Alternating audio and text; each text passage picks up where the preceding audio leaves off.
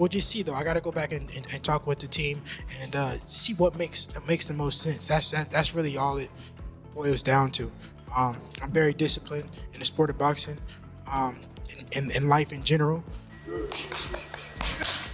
It's getting to that point, but if it makes sense, it makes sense. The numbers, I know when the numbers come out, the numbers did very well. Gate did very well. I proved that I'm a draw in the sport of boxing. I proved that the people want to see me. They come out, they support. The same thing that we talked about we were going to do in the DMs before you picked your man. 2026, we're doing it. Promise? You promise. You're the promoter. Well, I got you. Listen, in the DMs, I got your word on it. All right, just stand on it. So look, handle that business, okay? I don't know. You know what I mean? You know, Devin's season. I just seen something the other day. Keyshawn was saying it like, you know what I mean? He was calling Devin out when he knew he wasn't even ready. You know what I mean? He was calling Devin out when he was 5-0, knowing he wasn't ready. So that season just... Devin Haney fires back at Keyshawn Davis, demanding he send a contract and warning that if the fight gets made, he'll systematically break him down in dominant fashion. Come out swinging, come out wild like he does, but you know, I'm gonna break him down. I'm gonna crush him. I'm gonna step on him. No matter what. Keyshawn Davis and Devin Haney have carried a simmering rivalry for years, driven by pride, competitive fire, and a desire to prove who truly belongs at the top. Around Shakur as an amateur and shit. So Shakur introduced me to Floyd, Devin Haney, all that type of shit. So there's a hell of times I'm around Devin Haney and we 24 fitness playing basketball, regular shit before niggas became celebrities type shit, or just who we are today. And it just never showed. It never even looked me in my eyes. It never showed me respect. Like it never. Shakur always like, yo, this nigga Keyshawn, this, that, third. He be like, for real? That nigga still a kid. And like, he just never gave me my respect. He sent you. You know what I'm saying? So it's like, big nigga, you know goddamn well, now I'm here, nigga. And everything Shakur been saying, nigga, I lived up to it and then some. What you talking about? And he's still, like, his father used to, it's crazy because my beginning of my professional career, his father used to be like, oh, shit, the businessman. What's up with you? Like, dap me up. Keyshawn Davis said that going up against a fighter who tested positive for steroids reshaped his perspective on boxing and made him mentally stronger, while also claiming it revealed Devin Haney as lacking toughness. Steroids, and it changed his whole career. It changed how he talked. It changed everything. So us seeing Devin Haney doing all of this with a person that had 0.1 estrogen, and we all seen that Ryan Garcia was still in there getting tired. It's like, bro, I'm sorry, there's no other word to put this. You're a bitch. Excuse my language. That's how I feel. You're soft. You do not take your L's. You a person that been given everything all your life, a daddy's boy, making sure you've been straight all your life, and now you took your first loss. I feel like you don't even not take it. Granted, I wasn't in there fighting Ryan Garcia, but you asked me how I feel. You just took it always to suing and all that extra shit. I feel like, bro, you saw. Keyshawn Davis has been on a tear, highlighted by his dominant win over Jermaine Ortiz, and now he's setting his sights on Devin Haney. Davis goes out and dominates Ortiz, beats him pillar to post, and knocks him out in the 12th round. 11th round body shot put him down. 12th round body shot took him out. I was really impressed with Keyshawn that night. How about you? Yeah, no, I was impressed because Ortiz was a handful.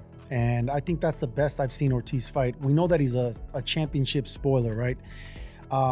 If you're not careful with guys like Ortiz, they can win quiet rounds, and next thing you know, you're in trouble in the later part of the rounds. This fight could have turned out that way, but Keyshawn never allowed Ortiz to play the spoiler, and he closed the show. If Keyshawn wouldn't have got that knockout in the end, then I probably would have picked apart that performance a little bit and been like, you know what, man? Keyshawn wasn't at his absolute best. He could have done this. He put it in another gear. It was a big moment, a big stage, but he closed the show, and he never let the spoiler play his role. Shakur Stevenson praised Keyshawn Davis, saying he's reached an elite level that even his own brother and others he's trained haven't matched. It is, right? It's kind of, I'm not going to say it's kind of unfair. What you mean? It's unfair for these fighters to the point where that's really my brother, and we could really help each other and prepare for these fights. So when he going out there, right? Tommy Smalls shared his take on the growing tension between Devin Haney and Keyshawn Davis, emphasizing how timing and readiness are crucial in boxing. He recalled how Davis was calling out Haney early in his career, even when he was just 5-0, suggesting that he might not have been fully prepared at that point. For Smalls, this highlighted the importance of seasoning.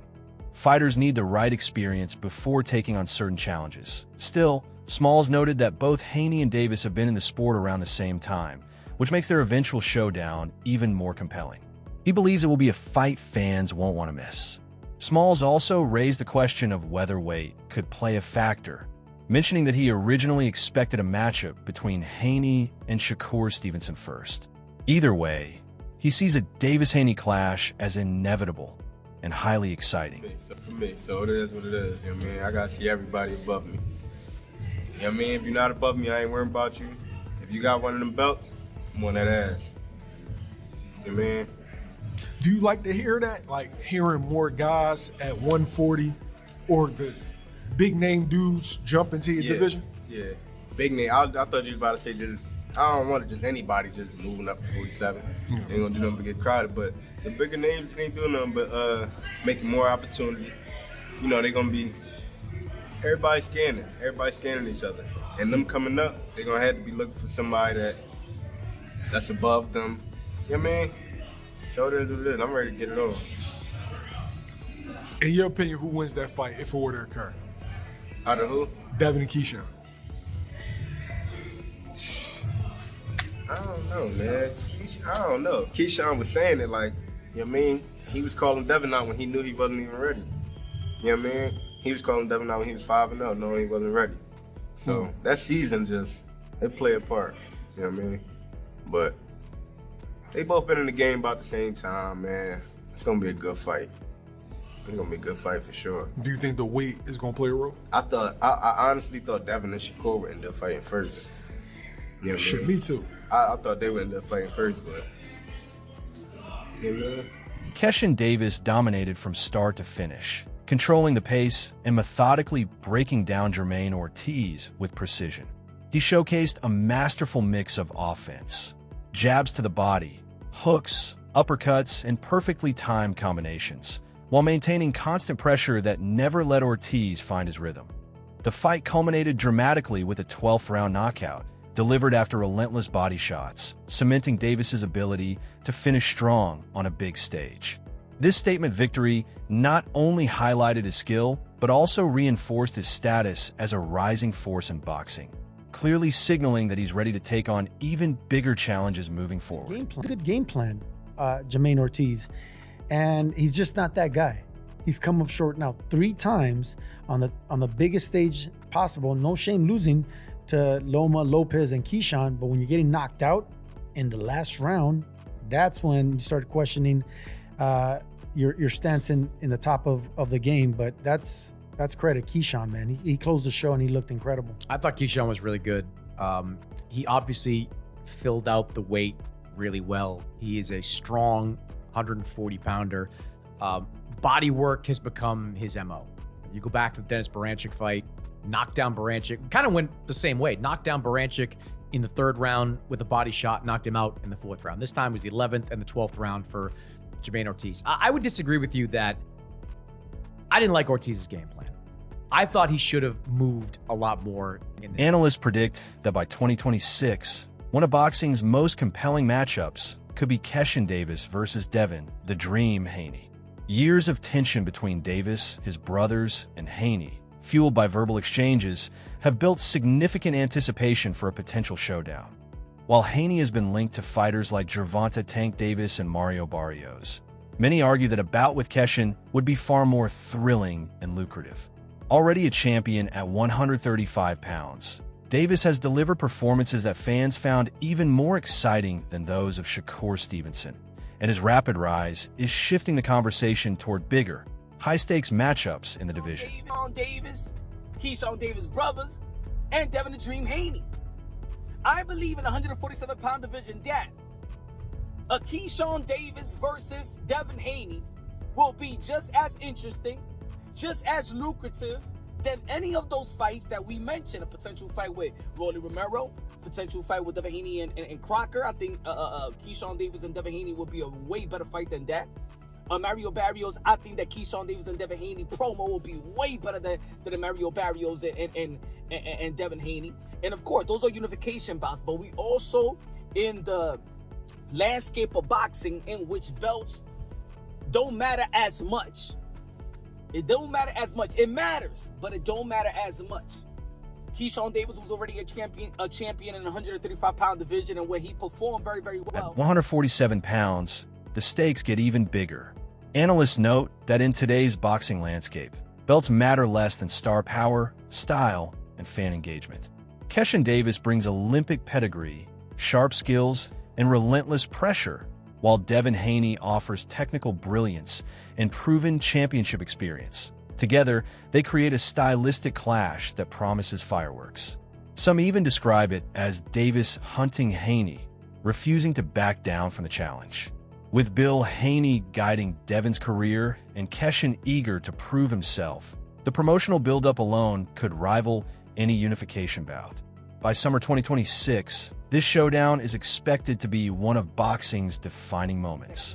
That Keyshawn Davis has is really more entertaining than the performance that Shakur Stevenson had. We were talking about Shakur Stevenson and Tank in the 135-pound division, but as Keyshawn kept emerging, he was already a conversation of Shakur, Keyshawn, and Davis, Keyshawn. Of course, we got Andy Cruz. They're going to be facing Muradaya on the 24th, but look like that fight is not gonna happen. The primary fight for Keyshawn Davis now, in my opinion, is Devin the Dream Haney in 147 because that's his plans. The primary fight for a Devin Haney, in all actuality, should be now a Keyshawn Davis. If Keyshawn Davis is willing to fight you and they call in and Devin Haney and Bill Haney, shout out to Bill Haney, he's done a wonderful job as a manager, is saying that they Debo, well, Keyshawn Davis is Craig and Keyshawn Davis is running towards Debo. Right? Bernie Thawboxer shared his candid reaction to Keyshawn Davis calling out Devin Haney, balancing respect for Haney with admiration for Davis. He noted that he's seen Haney spar and knows how well he carries himself in the ring, describing him as a seasoned and skilled professional. However, when asked who he'd favor in a potential matchup, Bernie leaned toward Davis. He highlighted Davis's aggressive style, relentless mentality, fast hands, sharp punch selection, and willingness to mix things up. Bernie believes that the energy and intensity Davis brings could give him the edge over Haney. He's a seasoned pro in there, so, it's a great fight. I want to see the fight, but I would favor Keyshawn just on the strength that I love how Keyshawn fights. I love his meanness. I love, like I say, his kill mentality. He has great hand speed, like I say, great punch selection, and he's willing to mix it up in there. So I would favor Keyshawn, but it's just a fight that I would love to see. I mean, knowing that Devin Haney fight could be such a big fight down the line, do you would rather see Keyshawn in a fight at 147 first before tackling Devin Haney? What do you think? No, just give him what he wants. Give him what he wants. All the talking, just give him what he wants. If that's what he said, then just do that. Sometimes we just gotta listen what they say and give them what they want. Bernie also dismissed the notion of waiting for Keyshawn Davis to move up to 147 before facing Devin Haney. In his view, if Davis wants the fight, it should happen now. He emphasized that Davis is already a star, a silver medalist and world champion, so there's no reason to hold him back. Bernie described Davis as ready to be let off the leash, given the opportunities he's pursuing. He also referenced the post-fight moment with Conor Benn and Shakur Stevenson, noting the tension, but suggested that Davis's path is clear. He's chasing the biggest names, and Haney sits at the top of that list. Like I say, he's a silver medalist. He's a world champion already, been a world champion already. There's no more holding back for him now. Just let him go. Let him off the leash, After the fight, Conor Benn comes into the ring. They talk, have some words, but Shakur Stevenson said, I want to put that same rehydration clause you put on Chris Eubank. Tell me, what did you get out of that moment in the ring? Well, I heard on the press conference where I think it was his manager said that you know, that was a clown move, but I think Shakur invited that, you know. I don't even know if I would have said all that about Conor being right then, you know, but I think he really wants that fight. He really wants the money for the fight. You know, he been saying that. And now he came through victorious. Analysts view a potential clash between Devin Haney and Keyshawn Davis as one of boxing's most intriguing matchups. Haney recently responded on social media, signaling he's willing to face Davis, which has only amplified fan excitement. Davis enters the discussion undefeated with 14 wins, 10 by knockout, while Haney boasts 34 victories with 15 knockouts. The numbers highlight Haney's experience and volume, but Davis's raw power is seen as a major factor. Physically, Haney has a slight advantage in height and reach. 5 feet 9 inches with a 72-inch reach versus Davis at 5 feet 8 inches with a 70-inch reach. Analysts argue that while Haney excels with his defense, jab, and ability to control distance, Davis brings more punching strength and relentless aggression. Following Davis's recent dominance win over Jermaine Ortiz, some believe Haney's technical skill could counter Davis's pressure, setting the stage for a high-level tactical showdown.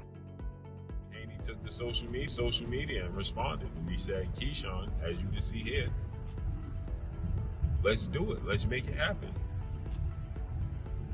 Right? Now, Keyshawn is now 14 wins, no losses, no draws, 10 wins by way of knockout. Devin is 34 wins, no loss, no draw, 15 wins by way of knockout. So Devin got more knockouts than Keyshawn actually has fights. Devin is about 5'9", with about 72-inch arm reach. Keyshawn is about 5'8", with a 70-inch arm reach. Keyshawn has more power. Devin Haney has shown that he's a better pure boxer. I think Devin Haney's defense is better than Keyshawn's. Devin Haney's going to control him with his jab, his distance, his range, and his counter punchability. I think this is going to be the most skilled, talented fighter that Devin Haney has fought outside of Lomachenko. Right? Lomachenko is so accomplished, so skilled, so talented. But I just think that Keyshawn is bigger, has more power than Lomachenko, and just as talented and skilled as Lomachenko.